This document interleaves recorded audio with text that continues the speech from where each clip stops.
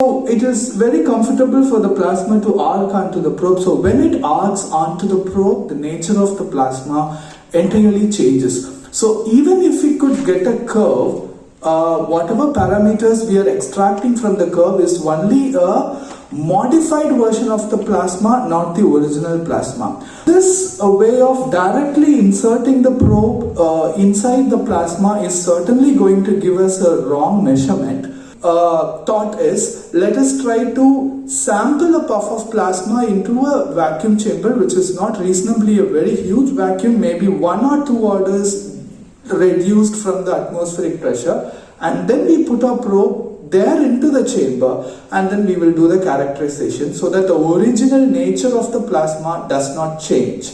Now, this idea of sampling the plasma in atmosphere into a chamber and doing the characteristic study is something that we derived from Hilton analytical group, where they have done the study for mass spectrometer, where they put the mass spectrometer in the vacuum chamber, but we don't use a mass spectrometer, we just go for a normal Langmuir probe, and because we go for a Langmuir probe, we don't need that very high vacuum, say 10 power minus 7 or minus 8 millibar. They achieve that by 3 chambers, because it is not possible to achieve a vacuum down to 10 power minus 8 millibar in single stage. That's a huge drop if the chamber is a leaky chamber. So they go for 3 stages, even 4 stages, but since our vacuum range is maybe 10 power minus 1 or 10 or 100 millibar, 1 or 2 orders drop, we just achieve this in 1 stage.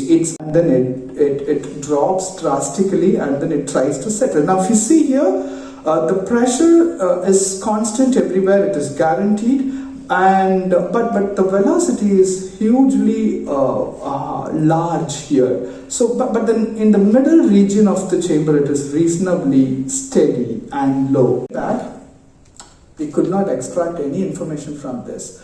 Then we looked through papers, and then we found that if we could bring down the pressure inside the chamber, the collisions would drop, then the curve might become better. So we brought down the chamber pressure down to 1 millibar, but the curve only became bad.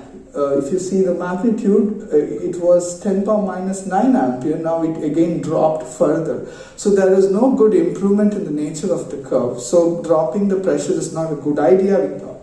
Then we went for a symmetrical configuration, which with the probe, which is quite large in its area, then we could able to get the curves. This is the curve for different powers, which is reasonably good, where we can use this curve. It's usable to extract the parameters like electron temperature and electron density as well. So these are the theory that we have used. So we figure out the mobility inside the chamber using this equation, which will be plugged inside here, and the number density of ions and electrons can be estimated from this. The current voltage curve, while differentiating, would yield the electron temperature, and the Reynolds number would give the information about which theory is suitable, whether continuum theory or stationary theory. Now this is the parameters that we have got. We have got Reynolds number as 4, which means that we need to use a continuum probe theory. The number density is estimated to be 1.8 10 per 20 per meter cube, electron temperature 4.7 eV. The number density changes much when it is sampled inside the chamber. So we have taken care of that by correcting the number density by including the recombination effects as well as plasma induced drop. Recombination effects, we place the probe at 2 places, then we estimate the drop in the number density because of the recombination. So we estimate the number density here, and we find the recombination coefficient, and we include it in the equation to account for the loss due to recombination inside the chamber. Now there is a huge pressure drop inside the chamber. Because of the drop, the neutral particles will reduce and the charged particles also will reduce. So whatever estimate inside the chamber is not the true value, so we need to compensate for that too. So we have estimated the number density, the probe current for 2 different pressures, 100 millibar and 10 millibar. So we found that when the pressure is reduced from 100 millibar to 10 millibar, when the pressure drop is about 10, the charged particles drops by about 8 10 power 2. So this is what we figured out. Now this has to be plugged into the original value, and then it has to be corrected. So these are the two corrections we have done, and then finally it is corrected to 1.8 10 power 20 per meter cube. Now in future we are trying to use energy analyzers to estimate the energy of ions. So these are the references. Questions? Problems under convincing myself about the fact that you are not modifying that much the plasma that you want to probe. Yes. When you change basically the environment, pressure, everything, you're changing collision rates, dissociation, everything. So have you done maybe more than fluid simulation in COMSOL, or are you planning to? And second question, are you planning to use some methods to probe the plasma, that are some spectroscopy, some optical methods to probe the plasma in its original state, in order to compare with your method if it's...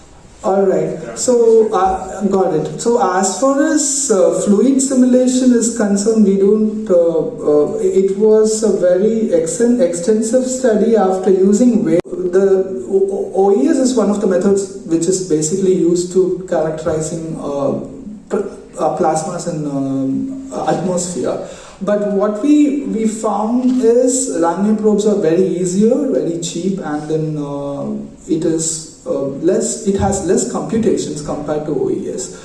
And also the problem we found in OES is, in sense, it is kind of overestimating the plasma density. We found that it is giving us a density of say 10 power 22 to 23, almost close to the atmospheric pressure neutral particle density. So we found that OES, in some sense, if we don't use a very effective model, it will in sense overestimate it. So we thought of going for a direct method, but we have done validation through current measurements. We measured the plasma current, from that we estimated the probe density, and they are in some sense matching with each other. So in that way we validated it. So we used a current probe, we measured the plasma current, and then processes have a relaxation frequency energy